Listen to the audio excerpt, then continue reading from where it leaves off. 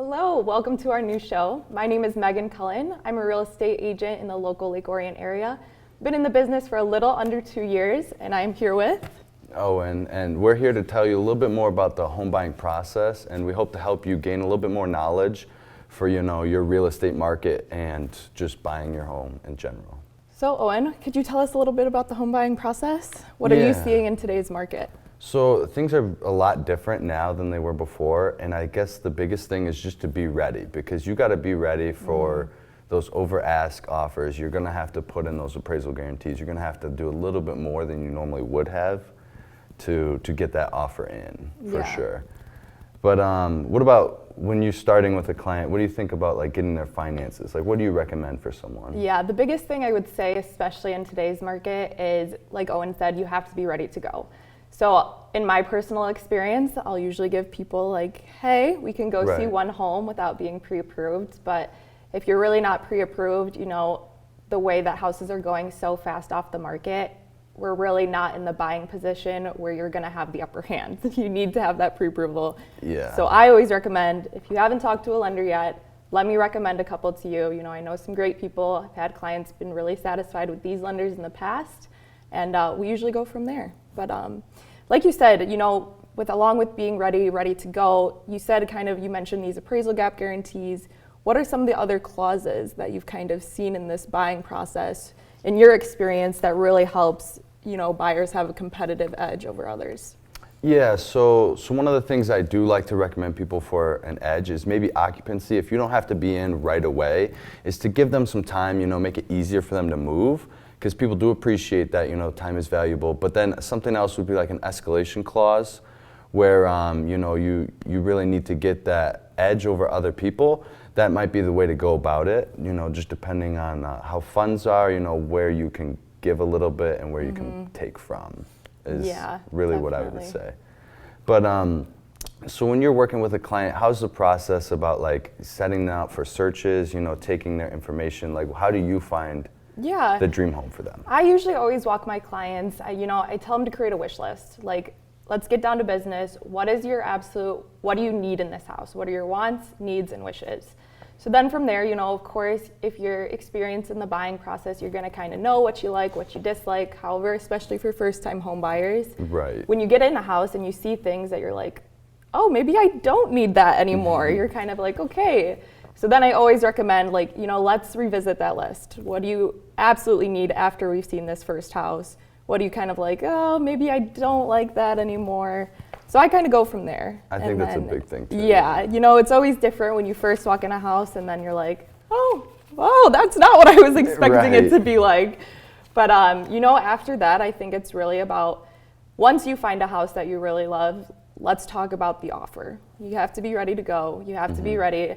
Especially in this market, you see a lot of houses going over asking price. Right. I'm sure you've had the same experience where it's like, okay, the list price might be around $230, but then you're already escalating up to $250. Yeah. So it's always a conversation I like to have and kind of preview with my buyers is, hey, have you talked to your lender about what the strongest possible offer is that you're able to write? Can you bring extra cash to the closing table? Can you wrap things into your mortgage that would help with increasing the purchase price of this house? Yeah, because ultimately, the money's where everything goes. People want the highest and best offer. So when you can pull things from other places, maybe like a 401k or whatever, or a larger down payment, just that little bit to get you into it.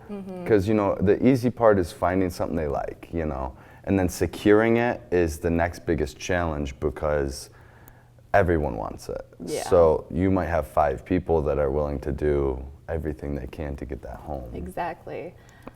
And then, so what do you think about you put the offer in, let's say they come back to negotiate, or they say, Megan, we got beat out. Like, what can you do next? How do you take it from there then? I mean, if we were to get beat out on a house that they really loved, it can be challenging in this market. It can be disappointing. It can kind of make you go through an emotional downturn of you're like, oh, I don't want to keep searching. But, I really try to instill in my clients, okay, well, if that was the top of our budget, why don't we look at homes that are a little lower? So that way Okay. we have more competitive advantage in making, hey, we can escalate further up to the purchase price, or we might have a little more cash on hand. So we're more, we have the upper hand in those bidding wars, as you would call them. But you know, if you do get your offer accepted, that's always great. And then you go into the process of negotiations. And I think that's something where obviously things are going to come up on a home inspection. And never waive a home inspection. Highly recommend, don't waive a home inspection.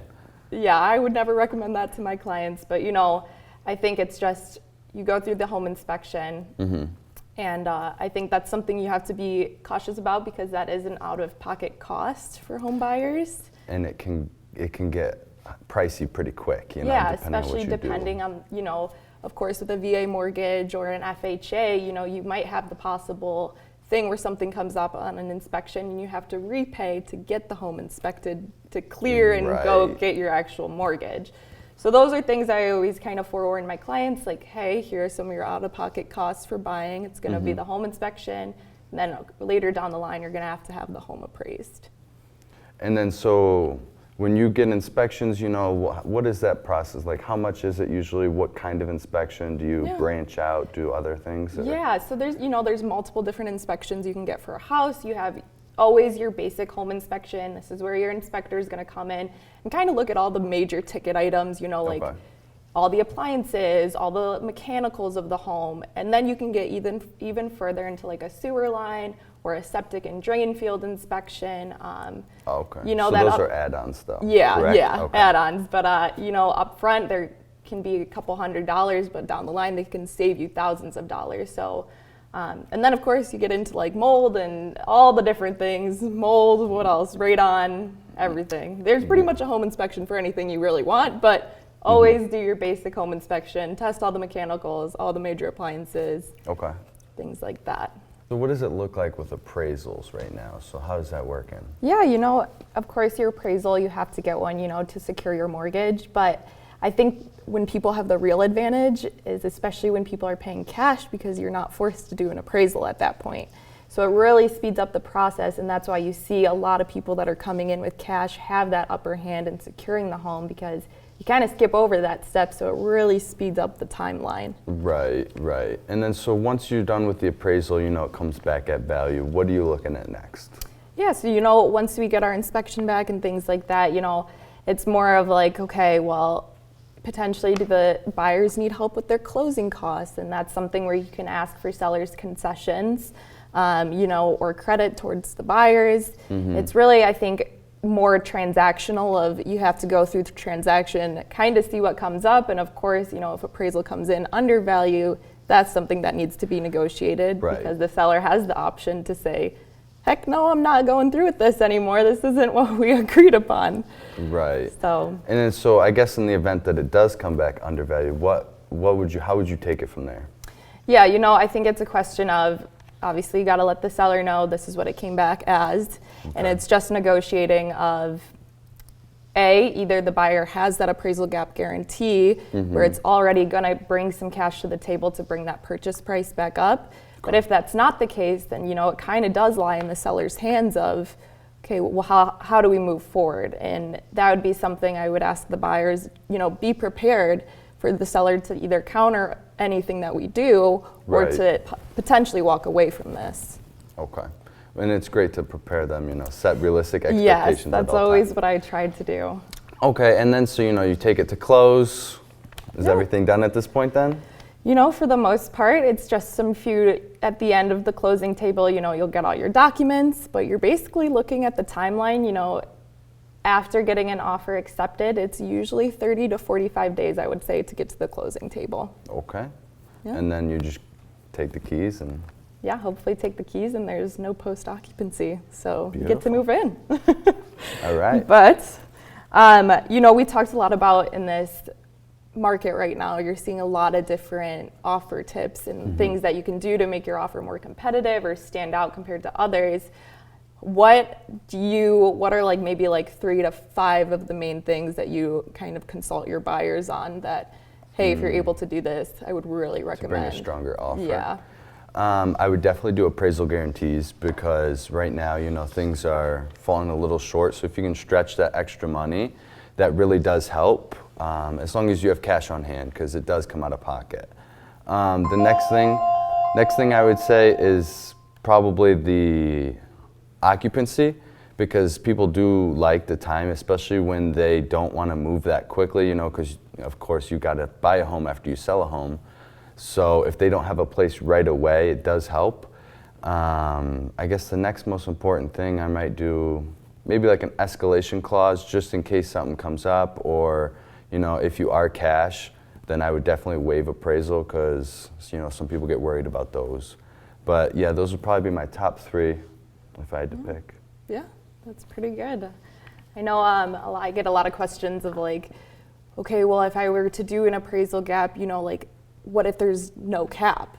I feel like people always get worried of like, but you can set a cap. You can be like, hey, we're not willing to go over this purchase price or something like this. Like the 340 or whatever. And same with the escalation clause. People, I think, get worried of like, well, what if there's 10 other offers and they're offering this much and this much? And it's like, okay, well, we always do what's best for you and what you're most comfortable with. Right, yeah, that's definitely one of the best benefits too to hiring a realtor, is because they always protect your best interests. Exactly. Especially when there's a lot of money involved, high stakes, 10, 20,000 out of pocket is important to make sure you have that. Yeah.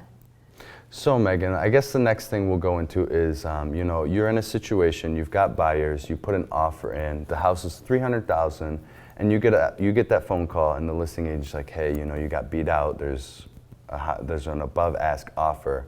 How would you handle that with the clients? Yeah, so I think it goes into, again, those different escalation clauses and appraisal gap guarantees. So let's say we have a client that's able to do it all. Okay. They're able to do everything. So I would recommend, if the listing agent came back to me and was like, hey, this is the other offer we have in hand, we're really between this offer and yours. Okay. I would try to get as much information as possible and then go into those tips. So be like, okay, so this is what an escalation clause looks like when it's written out.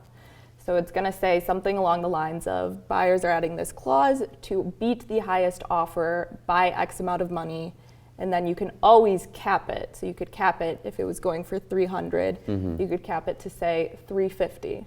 Okay. So 350 is the most that buyer would ever pay? Yes, 350 is the most that buyer would ever pay. Okay. However, then I would also advise my buyers, if there is an offer, say it was 345 that the list agent came back with me. Okay, well, we would have that escalation clause up to 350, so we would beat the highest offer, but then you have to think about, okay, is the house going to appraise for that much? So then I would also ask them, okay, let's put in appraisal gap guarantee. Okay. So it would be something along the lines of, buyers are also adding appraisal gap guarantee of $10,000, not to exceed, again, 350. So you're never going past 350. Right. But in the event that the appraisal comes back low, so say it came in at 320. Okay. At that point, that's when your appraisal gap guarantee goes into effect, because then you're going to bring that full $10,000 to the closing table to make up that difference. So yes, you're kind of getting a lower purchase price, but you have to keep in mind that that's going to be the cash you're also bringing to the closing table in addition to your closing costs. And there's other things that I would say. If the seller needed occupancy after closing, I would recommend, hey, let's give the seller 30 days of free occupancy on us to help them assist with their move. There's things where you can, like I said, I would never recommend to waive an inspection, but you can always add, hey, we're gonna shorten the inspection time frame. So instead of the regular 7 days, we'll do it for 5 days or 4 days. Okay. But this is also something I talk to my buyers about of, hey, you need to make sure that the inspector is ready to go. Let them know that we're writing offers this week and we're seeing homes, so that when you get them on the phone, they already know, okay, it needs to be within, 4 days or 5 days. And then, so let's say you had, an FHA or a VA client. Would you still approach it the same, since, things are a little different? How would you do that? Yeah, so, the things that really vary between a conventional or VA and FHA is, VA, you have to have a pest inspection. That's something that's a little different through the inspection process. And FHA, you don't, but it's going to be more of their appraisal is going to be a little different. Of they flag certain things just to make sure that there's no peeling paint, or that there's GFCI outlets and things like that, where it might not get flagged on a conventional loan. And it's mostly just to protect those loans because they are more government backed. And just to protect veterans and things like that. So that's what I would really advise them on. But if they're able, they're still great loans. You still have a lot of purchasing power. And I would still advise them, if they have it in their budget, to do the escalation clause, do an appraisal gap guarantee. We can shorten the inspection, but we need to make sure that we're able to still get it done in the time frame we have in our offer. Absolutely. Okay. Well, I love, the idea and how things are working. Yeah. It's definitely tough definitely out a there, competitive market, but I think there's definitely always things that you can do to make your offer stronger, make it stand out. And I think it's really where it comes down to your agent, that they need to be advising you on all the different possibilities there are. But yeah, so now that we've kind of gone over the buying process, do you want to tell me a little bit about the selling process? Yeah, so when you start selling, you're thinking about it. Maybe your neighbor came over and said, how much you could get, this, that, the other.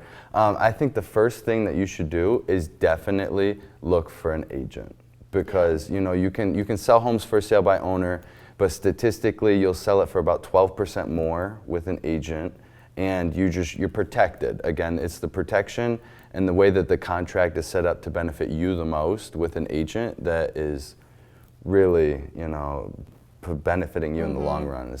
Yeah.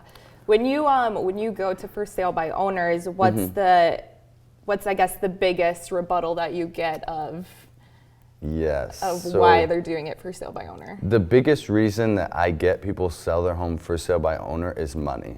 Because the seller does pay out both sides of the commission. They pay out the buyer and seller's agent, which it adds up.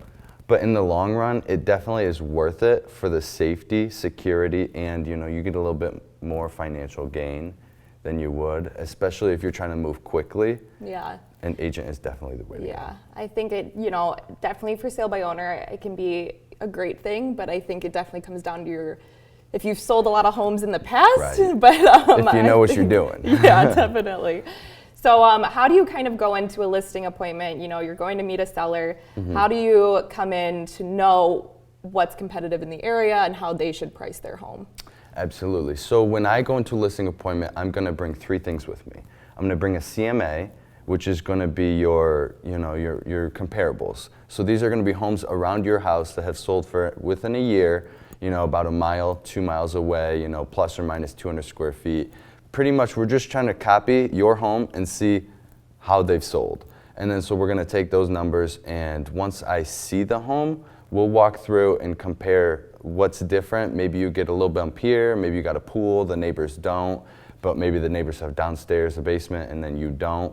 So the values do fluctuate based on that, but you can get a pretty rough estimate by the comparables and then kind of take it from there. Yeah, and I know, if there's a house, especially when you get into certain neighborhoods, where all the houses are kind of similar. Yes. How do you, I guess, inform your seller, like, hey, I think these are the things that can make your house stand out more than the competition? Absolutely. So it's especially important in things like condos, because usually they're all the same layout. So it's hard to separate yourself. But I would say one of the best things you can do to separate is, maybe if you have upgrades in the home, maybe you put in like granite countertops. Definitely a big win. Yeah, just really showcasing. Yeah, update certain things. If it's a little older, put newer stuff in. Paint. Paint is a big one. It'll change your room completely. Super cheap. Even if you just stage it, just rearrange the furniture in a nice way, it can make the home look way better. Yeah, and I know this is kind of a little bit more on the agent side maybe, but do you, I've gotten some sellers ask, okay, when we go into showings, do we let everyone come see it at whatever time, or do we have to set up individual appointments? What do you? So anytime we do showings, I highly recommend they're appointment-based only, unless the home's vacant. Then you can make it a go and show, just get more people through the door. But so we can set up hours of, time where people can come in, especially if you've got kids, the kids are going to be home after school. You might want to only do those showings earlier. But yeah, if you can do the showings as much as possible to get as many people through the door is the best case scenario. Yes. It really is. And, with all these homes getting multiple offers, when it's time to go present that to your seller, what are like some tips and things that you kind of recommend for them, so they don't get so overwhelmed and looking Right. at sometimes, 10 to 20 offers? Yeah, so you'll have cases where you do get 10 to 20 offers and they're all, they've got all these crazy words in there, escalation clauses, you don't know what's going on. So I think the most important thing is to break down the offer and just give them the basics of what's going on. So you'll be able to get in, you have to be out of the house at this date. That's a very important one because if they surpass that, then usually there's some money that's involved you have to pay.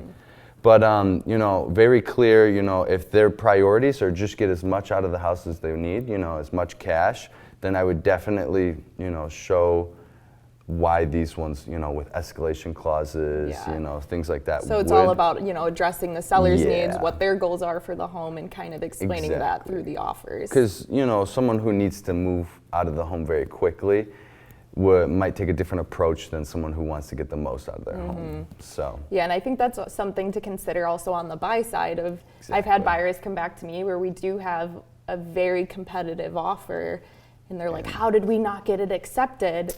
And Right. it's sometimes when you hear that term highest and best, which is where you receive multiple offers, you're basically submitting your highest and best offer possible. But when you have a client that's like, we did the highest, we did maxed out our budget kind of thing, you always have to think from the seller side as well, maybe it wasn't the best offer. Maybe you were 10 days short on the occupancy they really needed. So that's always something, I always, as an agent, try to get as much information from the listing agent on the other side. What does the seller really need from this transaction and this sale? Yeah, and then so after that, we'll sift through an offer. Maybe the seller picks out the one offer that they like. We'll accept that, and then from there, we will let the buyers know that we have accepted their offer. And then you usually will open escrow, put the earnest money in and start from there. Yep, and then again, it'll go back to the buyer's side of inspection, appraisal, and it kind of bounces back and forth, back and might forth be a little bit. negotiation, but the seller kind of gets to sit back and relax a little bit. Right, and usually a lot of it is just the sellers being able to work around and work with the buyers, especially on things like inspections, appraisals, being able to have those things done. Yes. Okay, what else should we talk about? Coordinate home inspection, deliver seller's disclosure. So seller's disclosure is a very important piece when selling the home because, it does hold you a little bit accountable and it does let the buyers know if, you have any knowledge of anything wrong with the home or any issues, because obviously you want to know if there's a problem with the chimney when you go to buy the house and you don't want to go to start a fire if it's been sealed. It's a fine line, especially for a real estate agent. I can say legally we cannot touch that document. So No. so it's definitely something that's very important and you have to have it. It's a legal document of the state of Michigan. For every home. Yes. And then sometimes you'll usually do like a lead-based paint depending on the age of the home if it's required. But those are pretty much the only two required documents on the sell side. Yes, I would say so. And then of course, I think after that you get to the closing table and hopefully it's a smooth transaction. Yeah, if any negotiations, you might do a little bit here and there. But usually, you go to the closing table, you close escrow, the seller walks away with their money and everyone's happy. Yeah. And let's see, provided. So when someone's trying to find an agent, what would you advise them to look for? Yeah, I think it always comes down to, honestly, ask your family and friends if they've had someone that they've worked with in the past that they've had a great experience with. I think that's really important to ask for referrals. Right. And same for the lending side. If a family and friend is like, hey, I've used this person, they're great, give them a try. But I would say definitely important questions to ask are, they should be explaining all of this information to you. Like, here's the home buying process. here's what we're seeing in this market. Here are the contingencies, the escalation clauses, and things that we've been putting in offers that, you know, you kind of have to in this market almost. So make sure they're pretty knowledgeable. Yeah, that's, I think, like the biggest thing is just be a knowledge base for your client. Okay. You know, when they have something that comes up, to be able to talk them through it, Right. so they can make an informed decision. Because ultimately, you know, we work for them, so it is up to them. But I think definitely being that knowledge base for them is so important, especially in this market where you're seeing such competitive offers and pricing, and Right. you know, home prices just keep going up. So. Okay. Yeah, and I guess one of the important things too, when you're looking at a listing agent, is I would definitely see what value they add, you know, because you are paying out that money. So what is the value coming from? The negotiation tools? Is it the marketing that they might perform? You know, so I think like that's a huge thing is. You know, being able to explain, again, being that knowledge base, being able to explain, Right. hey, these are things you're going to see in offers.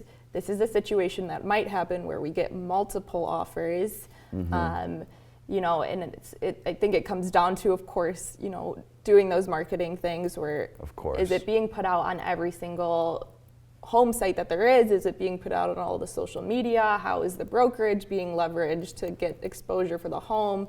I think it definitely comes down to all those things. But is there anything that you think of that? You know, for the, just in general, just make sure you find someone who's competent, knows what they're doing, can answer any questions you have. If they can't answer, that might be a little bit of a red flag.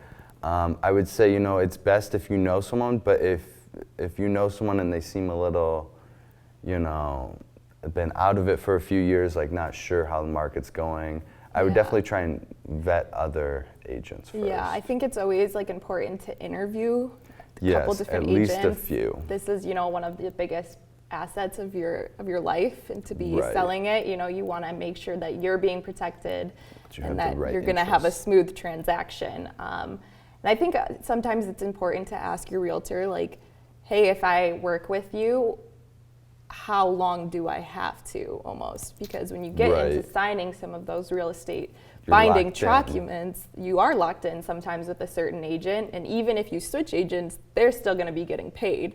So it does come down to that, and you know, you want to just make sure if the agent's not suiting your needs and what you need done, that you have the option to go find a better agent. Thank you for watching, and join us next time for our 2022 market forecast.